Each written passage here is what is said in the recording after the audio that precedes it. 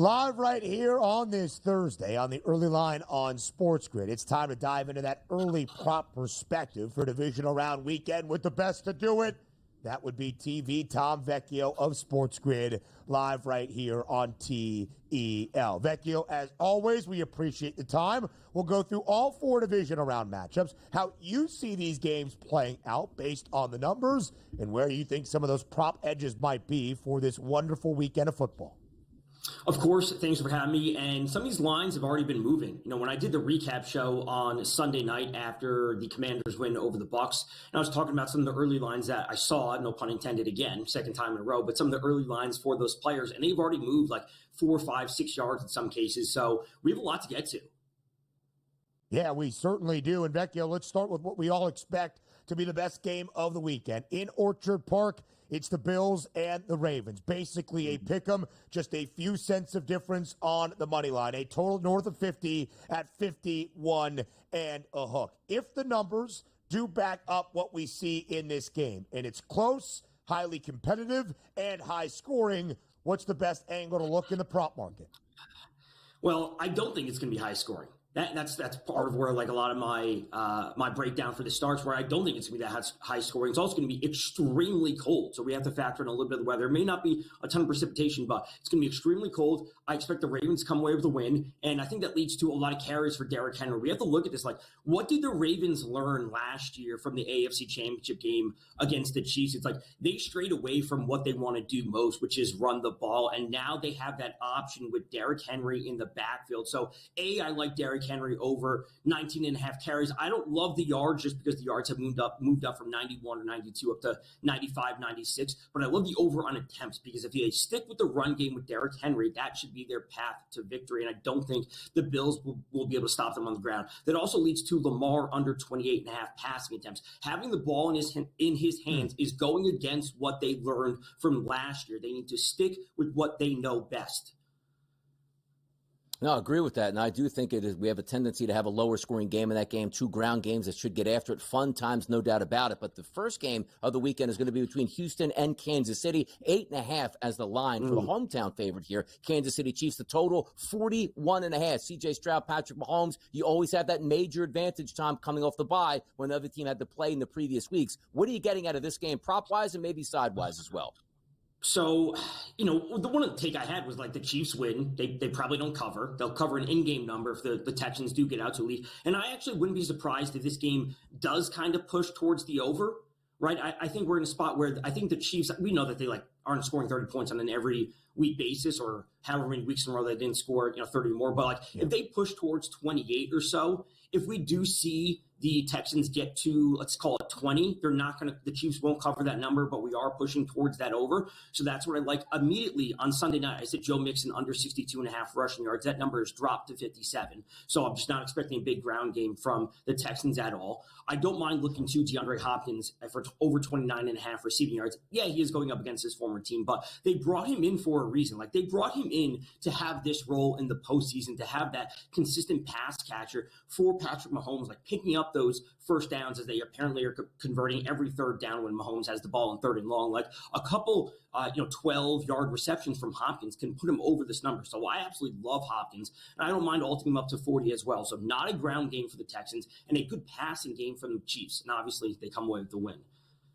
I would keep an eye on Travis Kelce as well. 51.5 is the number. Even when he has faltered in regular seasons past, he and Mahomes, the most prolific postseason pair the sport of National Football League has ever seen. Vecchio, let's get to the first game on Sunday, 3 p.m. Eastern time, kick at the link. It's the Eagles and the Rams. 6.5 point spread in favor of Philadelphia.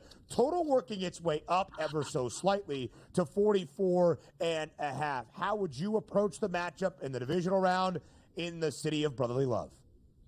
The over, I have a really tough time with, because I just don't know how this will play out. I think the Eagles win. I don't think they cover. That's what it comes down to for me. I think that's what we're going to be seeing. Again, it should be a very straightforward game from the Eagles. We know what works for them. It's keeping the ball in Saquon's hands, getting him 20-plus total touches, whether it's on the ground or in the air. Just get the ball in his hands. It's not going to be Jalen Hurts passing the ball 35 times. I expect a better game out of A.J. Brown. It's not just going to be 10 yards. I don't mind, for him to find the end zone this week. But Puka Nacua, under 87.5 yards. I know a lot of people are going to look back when they played, I believe it was that Sunday night game, in the middle of the season, week 10 or whenever it was, and Puka torched him. I think it was 117 yards exactly. The Eagles defense is so much better over the past few weeks at limiting opposing wide receivers picking up yards. So despite the fact that I think the Rams will be playing from behind, I just do not expect it to be a huge game from Puka. Maybe it'll be a better game from someone like Cooper Kupp, but I do not expect anyone to be flying over their numbers this week. All right, taking a look there at Washington and Detroit. The showdown in Motown here, almost a double-digit spread, Tom, at the FanDuel Sportsbook, minus 9.5, and a crazy high playoff total of 55.5. Daniels comes to town fresh off of getting his first playoff victory, which was on the road. Now he gets another road game against a rested and ready Detroit team. What are we anticipating here? The Lions, as one of my co-hosts, Adam Kaufman, likes to say, the Lions are just a freight train, especially at home when it comes to covering numbers, and you do not want to step in front of that. And covering 9.5 would not surprise me. Like, Daniels has been an absolutely awesome story this year. He's going to win Rookie of the Year. He has an amazingly bright future, but I just don't think he's going to come away with a second road win. And I do think the Lions will cover. The game will hit the under. I do not expect a ground game from Brian Robinson at all. He had 10 carries for 16 yards last week. His number was 46.5 last week. It's down to 37 or so this week. I do not expect him to be involved. I expect a decent role for Zach Ertz in this game. They have to get, and I also like the attempts for Daniels. If they're going to be playing from behind and they literally cannot run the ball, he's going to have to get there. And the completions may get there as well, simply because he's been extremely effective at it, especially high completion percentage this year. So simply moving the ball and trying to play a little bit from behind, I think we'll get there. The only issue is if the Lions can and have like 11, 12 play drives, especially with Montgomery back and they're just eating up the clock, that will limit Daniels' opportunities, but I do think they will be in a full passing game script the entire time. Detroit should have David Montgomery back, but the odds still expecting Jahmyr Gibbs to carry the load offensively. 80.5, the rushing yards number for Gibbs. Knuckles, 45.5, the number for Montgomery, that being Sonic. Tom Vecchio, as always, we appreciate the prop perspective. Look forward to this divisional round weekend with you here on SportsGrid. Sonny Rightside has a big weekend ahead because it is the divisional round of the NFL postseason with a doubleheader of NFL playoff action on each Saturday and Sunday. My man's working a double. Saturday, Pro Football Today. Sunday, Pro Football Today as well. So he needs his rest. He's not going to be here tomorrow for a Football Friday. That is fine. That's what we've had throughout this NFL season. But that doesn't mean he gets off the hook without giving you a best bet for each and every of our 4 divisional round matchups for this upcoming weekend. DRS, it is widely considered one of the best weekends of football each and every season. Why? It's not a jam-packed slate. It's not 16 games on a Sunday because it is the best of the best in the most significant matchup of a season, trying to earn a spot in a conference championship. And that is why we get everybody ready with your best bets and your thoughts on the divisional round. I love it, too, and I'm excited because, the tickets will start going into place. You know me, Ben. You follow me on X, follow me on Twitter here. I love to show the people exactly what I get, where we can get down, and how much fun we can have on those. And I have some pretty good ideas heading into today. You now have the practice report starting to take shape. Who's injured, who's not injured, who's going to get that gameplay. Another day closer to taking a look at some of these weather patterns. But we should be able to make some educated decisions already today, which will help us profit on Saturday and Sunday, no doubt. There's spreads, there's totals, there's props to all dive through. We go game by game, conference by conference, and we start in the AFC with the final game of 4 of the divisional round weekend. It's the game of the week as we all expect it. In Buffalo, the Bills host the Ravens. Minus 118, the number that slightly favors the flock. 51.5 is the total. Throughout this show, Donnie, and even yesterday, we talked about the idea that as the odds expect, this game should be incredible, an instant classic that lives in NFL playoff lore. But as we break down the game and try to handicap it, do you agree with the odds makers? Do you give the Ravens the slight edge in Western New York? I do. I think the Ravens are the better overall team. It's not to say, well, then, Donnie, you're hating on the Buffalo Bills. I think the Bills are a wonderful team with an unbelievable quarterback, a fun season, and a great home field advantage. But as Tom Vecchio was on and pointing out, the same way we were all doing last year in the AFC playoffs, the Ravens to me last year were the best team in the NFL if they just stuck to the game script. They got away from their game script. They got beat by Kansas City because I honestly believe they were better than Kansas City last year. They should have beat them, and then they would have beat the San Francisco 49ers in the Super Bowl. Take two this year. Same sort of scenarios. Great football team coming in healthy at the positions they need to be. Now, granted, Zay Flowers looks like he's going to miss this game. That does hurt somewhat. Maybe he's back in later games. But the MO for this franchise is run the football, play good defense, you'll win the game. Cold weather environment, everything fits exactly, Ben, what they want to do. So for me, I would lay the -1.5 for the Baltimore Ravens in this game. I think it absolutely makes sense. And you see the total at 51.5. And I just told you, the game script for the Ravens should be running the football, which means picking up chunk yardage, that clock running repeatedly. Use the passing and your skills of your quarterback, which are tremendous, but use them efficiently. 25 pass attempts or less is perfect here. Run the football, but also, Ben, if we're looking and saying, do you like any props here? Which way would you go in this football game? Would it be wide receiver? Would it be running back? I'm actually going quarterback, and not quarterback yardage on the ground, quarterback attempts. And that's with Lamar Jackson at the FanDuel Sportsbook, who's listed, Ben, at 9.5 rushing attempts. The reason you like this is if the game plan is for them to run the football, you know Lamar's going to have designed runs absolutely earlier in that game. But let's just say things aren't going according to plan for the Baltimore Ravens, Ben. They're down a touchdown or more in the second half. Well, Lamar's going to drop back to pass more, which means if the pass rush is getting home, he's going to be able to scramble and run out repeatedly. And once again, if I think the Baltimore Ravens are going to win the football game, you might get 3 rushes by taking knees, Ben, at the end of the game. I think it makes a lot of sense that this prop will be engaged all 4 quarters, no matter what the score is. That's what I like here. Lamar Jackson using his legs at least 10 times in this game for rushing attempts. I like that idea, DRS. We saw both teams for both of their quarterbacks contending for the NFL MVP hardware, not just have them scramble out of the pocket and break contain in the opening round, but designing plays to utilize the athleticism. 15 carries for Lamar in the big victory against the Steelers, 81 yards on the ground. In the first matchup, you really can't compare. Week 4, end of September. But the Ravens ran it for more than 270 yards, 8 yards per carry. They were dominant on the ground. Derrick Henry, his number flirting with 100. James Cook, only 55.5.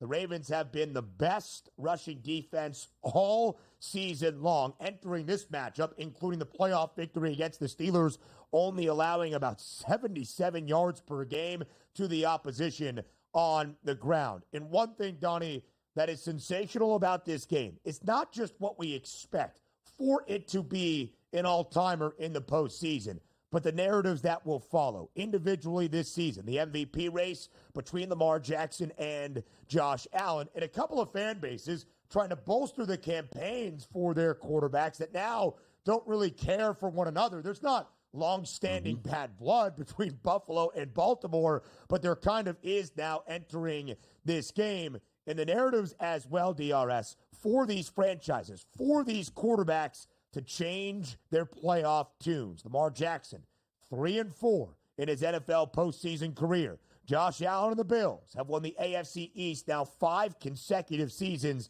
but have only played in an AFC championship game once. They have been ousted from the divisional round each of the previous 3 years. Who elevates their franchise's ceiling, who changes that narrative come Sunday evening. There is so much at stake in Western New York. All right, first game of the weekend, first game of 2 in the AFC, to a very familiar spot, Arrowhead Stadium, with the Kansas City Chiefs, once again the 1 seed in the AFC, in an 8.5-point favorite against the Houston Texans. Lowest total of the weekend, 41.5. I think the natural questions, DRS, for this game and how you see it playing out is a 2-parter. Number 1, can the Texans keep this game within margin, that 8.5-point spread? Number 2, if so, might the Texans be able to actually play spoiler and pull off the outright upset against Kansas City?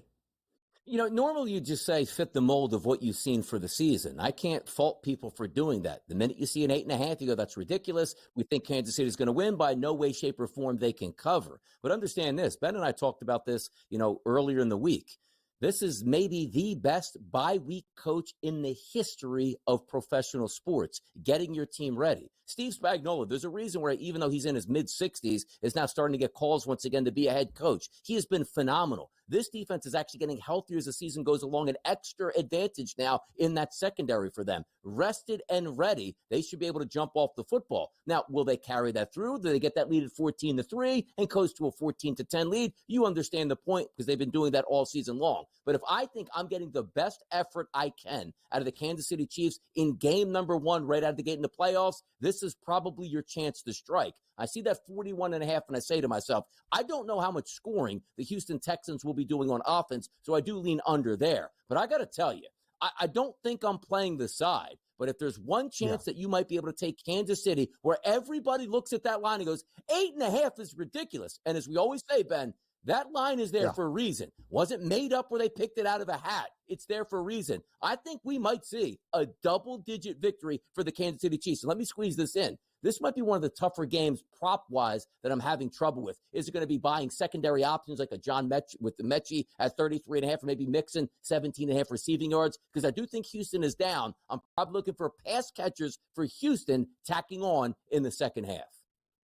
And Nico Collins has been that top target for C.J. Stroud all year. Under Stroud, the Texans are 11-7 against the spread as an underdog with 8 outright victories, including each of the previous 2 wild card weekends in the NFL. The Chiefs are perfect, 5-0 straight up as a touchdown favorite or more this year, but 0-5 against the spread.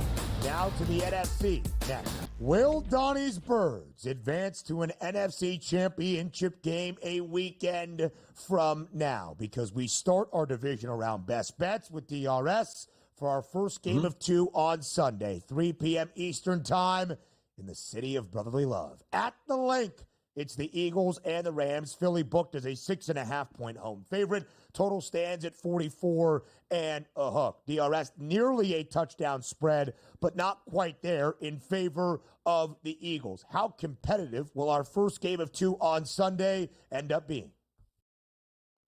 It's going to be fun. I'm going to be cheering. I'm going to be loud in my living room. I hope it's really cold because the Dome team's going outdoors. The Eagles have the advantage. Number 1, they're the better football team. Number 2, they beat the Rams early in the season. They're working on a day extra rest here, and they've been at home for multiple weeks. So I do believe 2 games at the end of the season that end at Lincoln Financial Field, a playoff game, and then another one, they haven't been able to even get on a train in a month. That is a massive advantage to what we're going up against for the Rams. But how the game plays out to me, you understand this. It's going to be Saquon Barkley and the effectiveness of the Eagles' offensive line. Now, as Ben pointed out, there's no discounts that you're getting now. Hey, let's just bet Saquon to run the football. It's 111 yards. If you ask me right now, Donnie, free bet, does he get it? I'd probably say yes. Why? Because it seems like he gets that every single week. Last week, Ben, one of my favorite wagers was over 19.5 carries for Saquon Barkley. He ended up with 25. He'll be in that similar range. If you look at the buy low at the running back position, I told you, Kenny Gainwell under 10 yards. I think he's coming in somewhere around 8.5 to 9.5 yards right now at the FanDuel Sportsbook. He gets 3 carries. He's going to get that. But if we're centering our positions in this game, do I think the Eagles win? Yes, I do, which means I'm going to think they're covering. Same way I thought last week against the Green Bay Packers. The total in this football game, 44.5, Ben. I'm thinking this game actually stays under the total because the ground game will be significant for the Philadelphia Eagles. So playing into what I'm talking myself, into for per se is, well, why don't you just take Saquon Barkley, maybe a Saquon touchdown? I think those are valid here. But I do think it relies on Jalen Hurts. Even in the game he got injured, Ben, and played 1 quarter against Washington, he still had 41 yards rushing. You also saw him last week with the ability for the tush-push and taking knees at the end of the game. He will be running the football. But it's not so much of Lamar Jackson where I'm taking an over 9.5 prop where I want 10 rushes. I just want the yards out of Jalen Hurts. 39.5. Let's just say he gets 7 carries in this game and he stays under 39.5. I will live with that at this point here. I do think there's a chance for him to hit his longest rush prop, which he hit last week, and doing the same thing. When it comes to playoff games, Ben, you'll find me talking so much more about the quarterbacks themselves, but if they're mobile quarterbacks, being the ability to run the football and use it. You can even use it in college football. When you take a look at Notre Dame's quarterback, Riley Leonard, hey, let's keep you under 10 carries per game. We can't use you up. Once you get to the college football playoff, Thursday tomorrow, 13, 14, 15 carries here. And the fact of the matter is, the tush push is so big. big. Anytime they get into a short yardage situation, that's 2 to 3 yards that you pick up that no other quarterback would be getting here. So my attack angles, the Eagles to win this football game. I like the under even more, but Jalen Hurts rushing over 39.5 yards. I really like that specifically if we do get some elements as well, Ben. It was Jalen Hurts' first game since week 16, nearly a month last weekend at home against Green Bay. Still ran it a decent amount, 36 yards on the ground. And Donnie, again, Philadelphia not tasked with doing much offensively. They will need to be better in this matchup against the LA Rams, but it almost served then as a good opportunity for Hurts to shake the rust off, get his feet back under him, and get ready for the divisional round. Matthew Stafford on the other side also has not had to do much for the LA Rams here as of late to end out the regular season, to clinch the division, and in that opening playoff game against Minnesota, 209 yards and 2 touchdown tosses, all coming in the opening half. Tyler Higbee expected to play. He was huge for that Rams offense in the opening half. The offensive numbers of that game specifically at the Link fascinate me because it should be dominant defense on display. And yet the total is creeping its way up. For what reason? 44.5 is the number right now. Saturday night cap in Detroit. The Lions' first ever time as a 1 seed in a conference in franchise history. The largest number in favor of a team this weekend. It's 9.5 that Detroit is laying. It's the highest total of the divisional round at 55 and a hook. So, Donnie, how do you make sense of those big numbers on Saturday night at Ford Field? Then there's a really good chance that, yes, Detroit can run the Washington Commanders out of the building, not because Washington isn't a good football team, but Detroit rested and ready, healthy at home, getting players back. That is a recipe for disaster for Washington. But let's see this game get 55 points and what actually would happen for them to get that. We're not going to be kicking field goals. We said that multiple times. These two teams are ultra aggressive and fantastic at converting fourth down opportunities. And if you are the Commanders as close to a 10-point underdog coming into the game, the coaches don't look at it like that, but they know they're the dogs. Field goals don't beat Detroit in Detroit. That's not happening here. You must outscore them, which means score more touchdowns than them. Whether you're playing a prop of over 2.5 touchdowns scored for the Washington Commanders, I think that makes sense. But also understand this. If we're not kicking field goals, that's extra opportunities for touchdowns, because if you're betting an anytime touchdown market and kicking 4 field goals, that hurts you. That's 4 possessions and 4 chances that you could have gone for it on fourth down theoretically to get touchdowns. Let's just say half of those convert into touchdowns. You're looking also against your quarterback, Jaden Daniels, multiple games in a row with 2 or more touchdown passes. I understand how this game flow should go. It's not Washington keeping the football, which I think they want to do, and running it themselves. It's Jaden Daniels being electric in the pocket and going toe-to-toe with that Detroit defense. I would be shocked if this game was somewhat close and Jaden Daniels threw for less than one touchdown or less. He's throwing 2 touchdowns. I missed the best of the number, which was up there yesterday at FanDuel at plus 114. I think it's down around like that plus 100 range. But Jaden Daniels to throw 2 touchdowns, he's going to be throwing the entire game, not going on fourth down. And I think their wide receivers have a slight edge over that Detroit secondary. That's the way I play this game from a prop angle, Ben. I love a DRS. It is something that Jaden Daniels did in his playoff debut last week, also on the road in Tampa. 268 yards, multiple touchdown tosses. Was also the Commanders' leading rusher. That is a story for this game in my mind. I think the main storyline is what you alluded to, both from the outcome, but certainly from the odds. Those fourth down tries and conversions between 2 very aggressive head coaching philosophies. If they are able to convert, that means this game pushes to 55.5. If they miss, there goes some scoring opportunities. DRS, have a wonderful divisional round weekend. I'll miss you, but I'll be watching. Enjoy the money line on this Thursday as well. We round out the show next.